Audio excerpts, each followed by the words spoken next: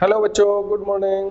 Nobel Online Classes में आपका स्वागत है। आज के वीडियो में हम आपको Gauss law and its application, पिछले वीडियोज में हमने electric field and its properties, electric dipole, electric field due to electric dipole, electric field due to electric field due to point charge, इस टाइप के काफ़ी बिंदुओं पर चर्चा की है।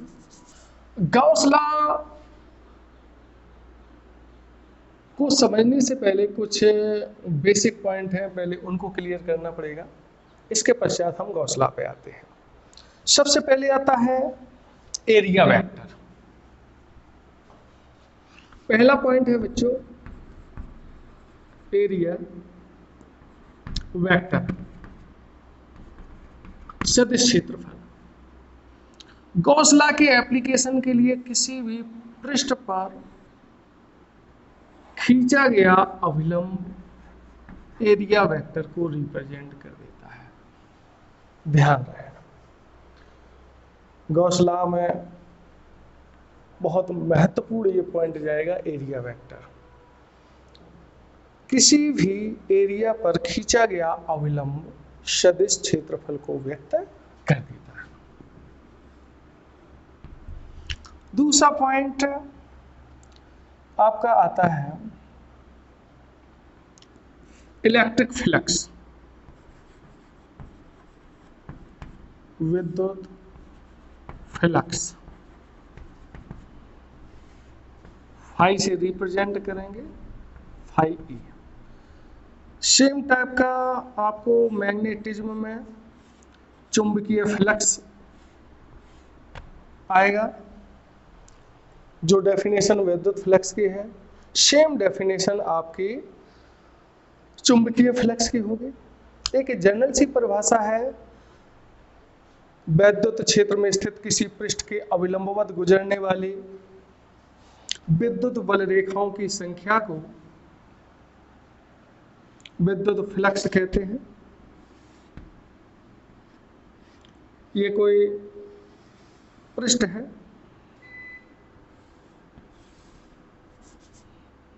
इस पर हम एक अवलंब खींचेंगे जो एरिया वेक्टर को रिप्रेजेंट कर देगा, डीए।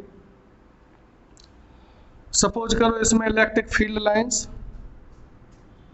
विद्युत क्षेत्र को रिप्रेजेंट करने के लिए इलेक्ट्रिक फील्ड लाइंस कॉन्सेप्ट है। Electric field, uniform electric field है तो पैरेलल लाइन है एक दूसरे से इक्वल डिस्टेंस पर, इस टाइप से ये फील्ड लाइंस होगी।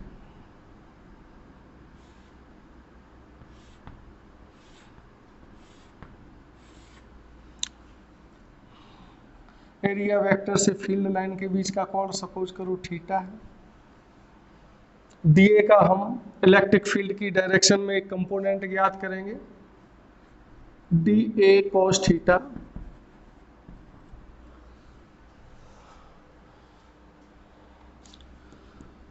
विद्युत फ्लक्स का तात्पर्य होता है विद्युत बल रेखाओं की संख्या का मेजरमेंट है विद्युत फ्लक्स। और इसकी मेजरमेंट होता कैसे है? Electric field into area vector का इलेक्ट्रिक फील्ड की डायरेक्शन में कंपोनेंट का गुणनफल विद्युत फ्लक्स हो जाता है। और जनरल सी परिभाषा है आपकी, वैद्युत क्षेत्र में स्थित किसी पृष्ठ के अविलंबवत गुजरने वाली विद्युत बल रेखाओं की संख्या को विद्युत फ्लक्स कहते हैं। तो विद्युत फ्लक्स का मतलब है विद्युत बल रेखाओं की संख्या की माप। इसे और आप ध्यान से देखें तो फाई बराबर E D A cos theta, इसको लिख सकते हैं आप ई डॉट डी ए। एक दूसरी डेफिनेशन यहां से भी बना सकते हैं, वैद्युत क्षेत्र में स्थित किसी पृष्ठ से संबद्ध संबद्ध वैद्युत फ्लक्स का मान वैद्युत क्षेत्र तथा सदिश क्षेत्रफल के अदिश गुणनफल के बराबर होता है। चूंकि डॉट प्रोडक्ट है, टू वेक्टर क्वांटिटीज का dot product always scalar quantity, always scalar quantity, तो यह अदिश राशि है। अदिश राशि, ध्यान रहा। दूसरी बात आती है, यूनिट क्या है इसकी, एसआई यूनिट, ई की यूनिट न्यूटन पर coulomb, area metre square, newton metre square प्रति कूलम। कॉस की कोई यूनिट नहीं होती है, न्यूटन मीटर को जूल कह सकते हैं, जूल मीटर पर कूलम। डायमेंशन निकालो, फाई ई की डायमेंशन, ई की डायमेंशन, ई को एफ अपॉन क्यू से निकाल सकते हैं, m l t minus two f upon q, q की dimension a t, area l square. इसको सॉल्व करने पर आ जाएगी, तो इसको सॉल्व कराएंगे। विमाएं डायमेंशन आपको याद नहीं रखनी है, आप तो बेसिक फंडा अप्लाई करके डायमेंशन निकाल सकते हो। 1 2 एल की पावर 3 हो जाएगी, टी की एक पावर माइनस और हो जाएगी, -3 हो जाएगा, ए -1 हो जाएगा। ये इसकी डायमेंशन है। स्पेशल केस है, जैसे फर्स्ट है, यदि थीटा आपका 0 है, थीटा 0 है, एरिया वेक्टर डीए हो गया, और ये इलेक्ट्रिक फील्ड हो गया ई। इलेक्ट्रिक फील्ड लाइन आपकी ऐसे शो हो रही है, सेम डायरेक्शन में है, पैरेलल है। ऐसी पोजीशन में फाई ई आपका मैक्सिमम होगा, ई डी ए कॉस 0, तो फाई ई आपका मैक्सिमम हो जाएगा, ई डी ए। तो इसमें अधिकतम होगा, मैक्सिमम धनात्मक होगा,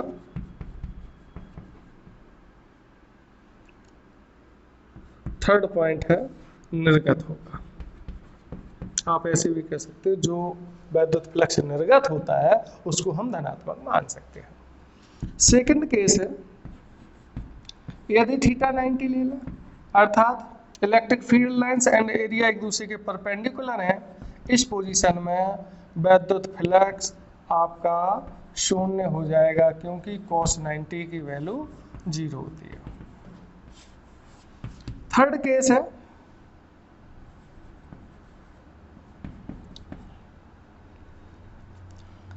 एफ थीटा 180 डिग्री है,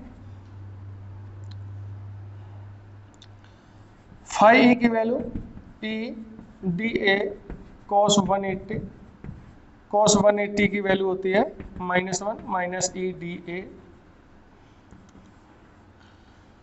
न्यूमेरिकली वैल्यू सेम है, केवल यहाँ पर फर्स्ट केस में ये पॉजिटिव था, ये नेगेटिव है, और ये निर्गत था, तो ये आपका प्रवेशित हो जाएगा। ऋणात्मक, न्यूमेरिकली वैल्यू सेम है, एवं प्रवेशित, ऐसा कह सकते हैं। बच्चों ये इसको हम कोई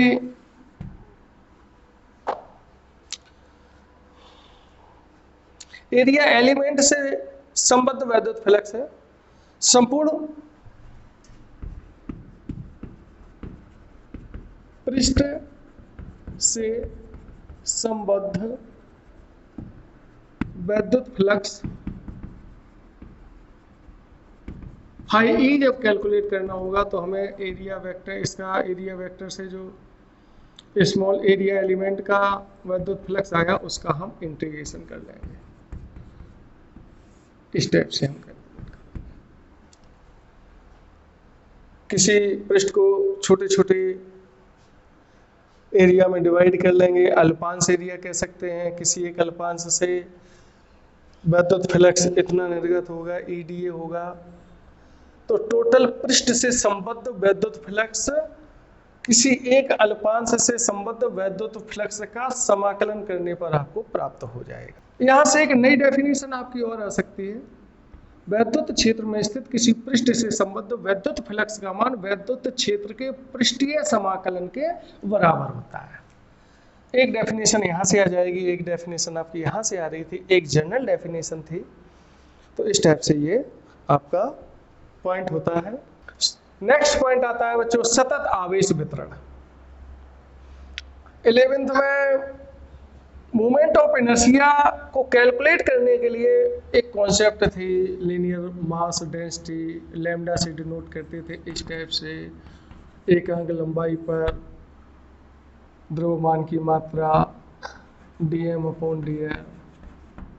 फिर आपका स्मॉल सिग्मा आता था, एकांक क्षेत्रफल पर द्रव्यमान की मात्रा, और रो आता था एकांक आयतन पर द्रव्यमान की मात्रा। इस टाइप के कॉन्सेप्ट थी, dm/dA, dm/dV। बड़ी लेंथ है ज्यादा मास है, छोटी लेंथ है छोटा मास होगा। सेम टाइप से आवेशों के संदर्भ में प्रति एकांक लंबाई पर आवेश की मात्रा को रेखीय आवेश घनत्व, लीनियर चार्ज डेंसिटी, रेखीय आवेश घनत्व, प्रति एकांक लंबाई पर आवेश की मात्रा को रेखीय आवेश घनत्व कहते हैं। लेंथ अधिक होगी उस पर चार्ज ज्यादा होगा, small length small charge. Unit coulomb per metre, dimension AT/L, L-1 TA। Scalar quantity,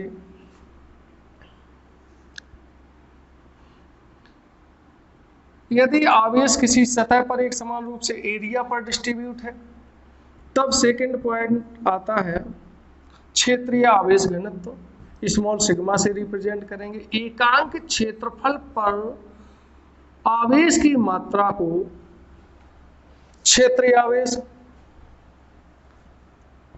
घनत्व कहते हैं, dQ/dA कह सकते हैं। इसकी यूनिट सेम टाइप के ये 3 पॉइंट है, इसकी यूनिट हो जाएगी कूलम पर मीटर स्क्वायर, और इसकी डायमेंशन हो जाएगी पृष्ठीय आवेश घनत्व।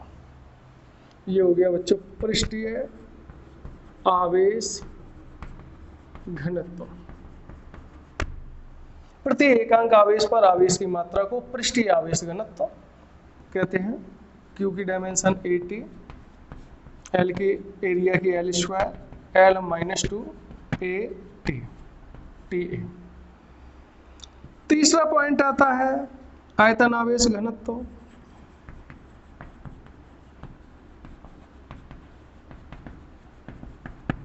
प्रति एकांक आयतन पर आवेश की मात्रा को आयतन आवेश घनत्व कहते हैं। इसे इस रो से व्यक्त करते हैं, mass upon charge upon volume, small charge small volume. Unit हो जाएगी coulomb per metre cube. Dimension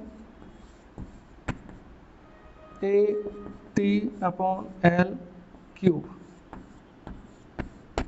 L-3 TA।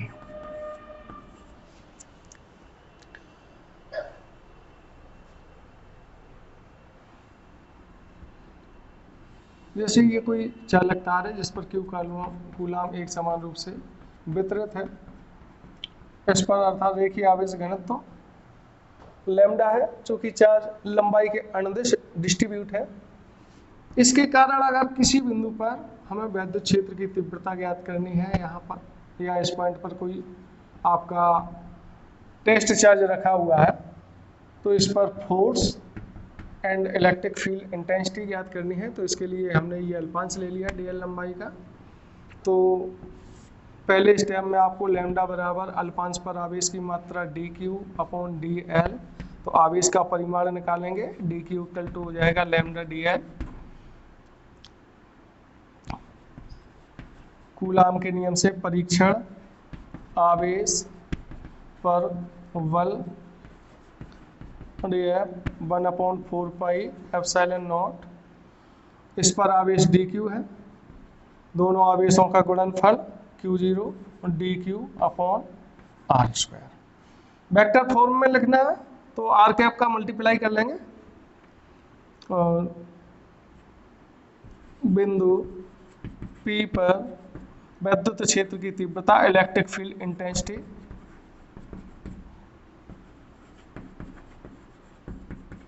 E equal to dF upon Q0। dF की वैल्यू पुटअप कर लेंगे तो E बराबर आपकी आ जाएगी 1/4 pi epsilon naught dQ upon R square. dQ की वैल्यू सब्स्टिट्यूट कर लो तो E इक्वल टू हो जाएगा 1/4 pi epsilon naught lambda dL upon R square. संपूर्ण चालक के कारण वैद्युत क्षेत्र की तीव्रता E बराबर, तो इसका इंटीग्रेशन कर लेंगे। संपूर्ण चालक के कारण बिंदु P पर वैद्युत क्षेत्र की तीव्रता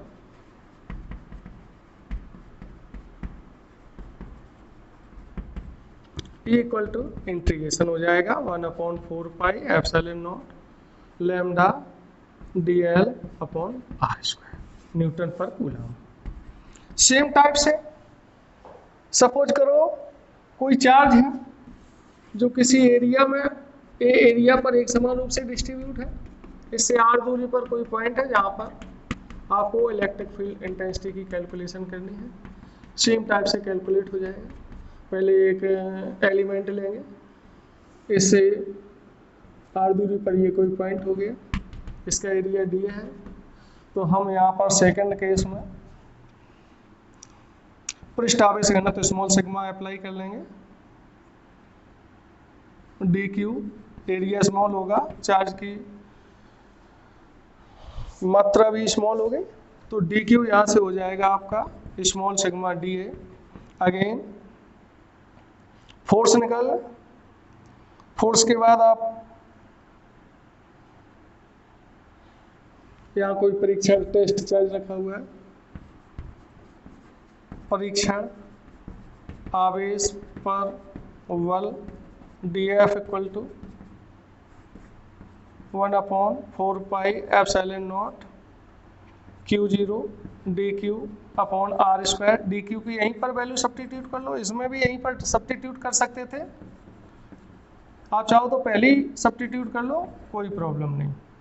small sigma into dA upon में आर स्क्वायर।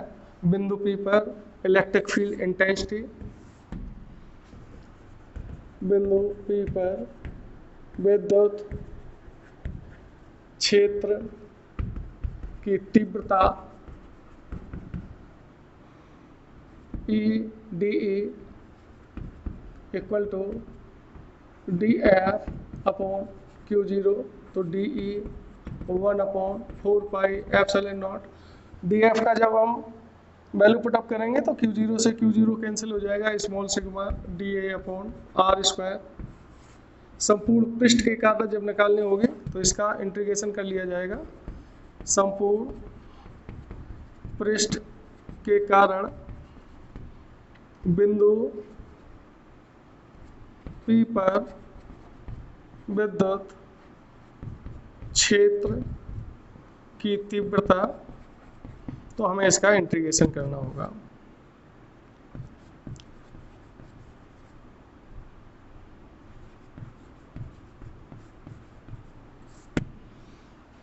मान के चलो Q चार्ज है, आयतन V पर एक समान रूप से डिस्ट्रीब्यूट है। तो जैसा कि इन दो केसों में हमने लैम्डा निकाला, इसमें स्मॉल सिग्मा निकाला, उसमें रो निकाल देंगे। रो इक्वल टू हो जाएगा dQ अपॉन dV। यहाँ से dQ कैलकुलेट कर लेंगे, dQ हो जाएगा रो dV। फिर से हम फोर्स कैलकुलेट कर लेंगे 1/4 पाई, कोई चार्ज रखा हुआ है, टेस्ट चार्ज है, तो Q0 dQ अपॉन में आर स्क्वायर।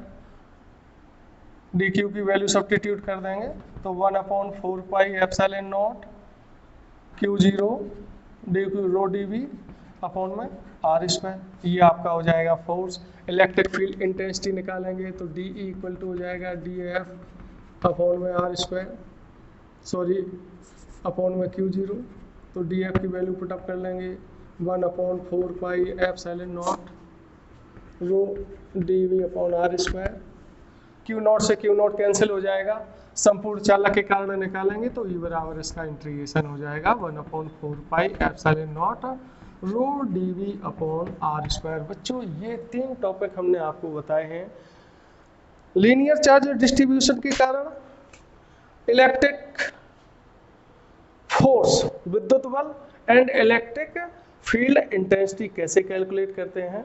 सबसे पहले इलेक्ट्रिक फील्ड इंटेंसिटी कैलकुलेट करने के पश्चात आप F बराबर Q0 इंटू ई का अप्लाई करके फोर्स भी ज्ञात कर सकते हो, या तो इस मेथड से। स्मॉल सिग्मा कोई चार्ज एरिया पर डिस्ट्रीब्यूट है, स्मॉल सिग्मा अप्लाई करके हमने DQ निकाला है, फोर्स भी निकाला है एंड आपकी इलेक्ट्रिक फील्ड इंटेंसिटी निकाली है। इसके बाद कोई आवेश यदि आपका आयतन में डिस्ट्रीब्यूट है तो आयतन आवेश घनत्व लगा दिया है और अप्लाई करने के बाद फोर्स आ गया, इलेक्ट्रिक फील्ड इंटेंसिटी आ गई है। इसके पश्चात हम आते हैं इस चैप्टर का बहुत ही महत्वपूर्ण टॉपिक गॉस लॉ।